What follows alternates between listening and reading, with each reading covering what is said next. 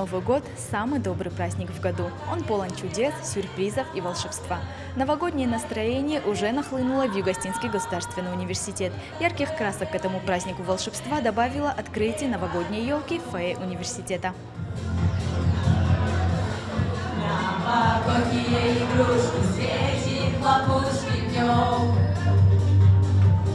а веселые зверюшки мой перевернули дом.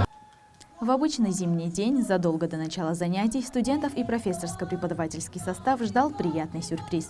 В фойе университета расположился самый главный атрибут новогоднего праздника – красавица-елка. Конечно же, открытие елки не обошлось без Деда Мороза и Снегурочки, которые с гостинцами встречали всех входящих и поздравляли с наступающим Новым годом.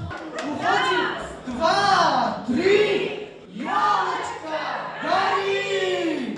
Невероятно талантливые студенты ЙОГУ, сестры Арина и Индира Габараевы своими песнями заряжали всех позитивом. Стихи, поздравления, новогодние шуточки вызывали аплодисменты и дружный смех собравшихся.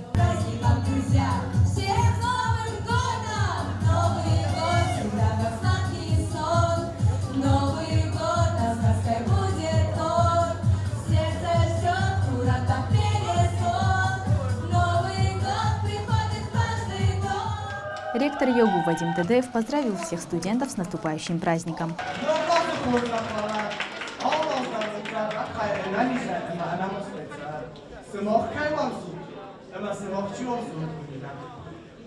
Это наш волшебник университета.